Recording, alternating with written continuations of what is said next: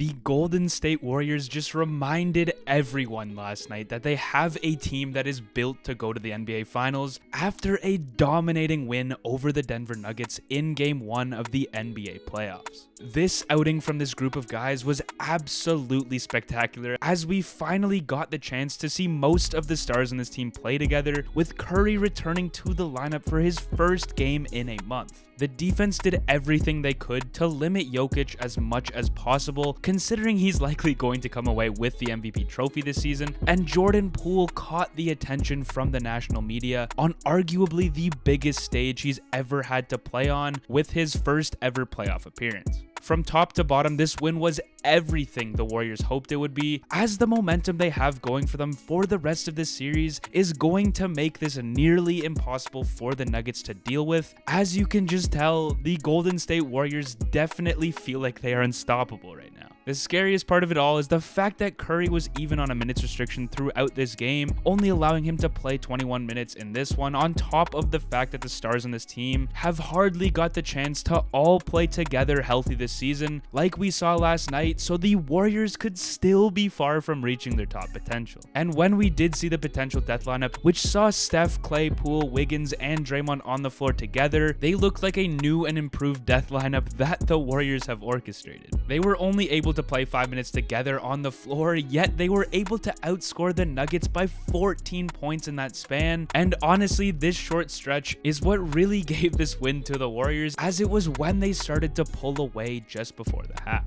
Also, only a small percentage of people who watch my videos are actually subscribed, so if you end up liking this video, consider subscribing. It's free and it helps me out a ton. This is something that as Curry ramps up to his 100%, we should definitely get used to seeing these five share the floor together, as every player a part of this team understands that those five together simply just make magic happen on the court. So fingers crossed that they and the rest of the teams in the playoffs don't get struck with the injury bug, so we can see an incredibly entertaining postseason this year. Collectively, these Warriors had an extremely solid night defensively, holding Jokic to just 25 points, shooting under 50% from the field, which has to be a dub considering how much of a wizard Jokic is, not letting him get the opportunity to take over the game. They did everything of attacking him on offense when players were matched up against him to try to get into him, driving to the rim and tire him. Defensively, they tried to get the ball out of his hands as best as they could by swarming him, without letting him use his elite level passing ability and vision to allow him to find open teammates, as they tried making him as uncomfortable as possible.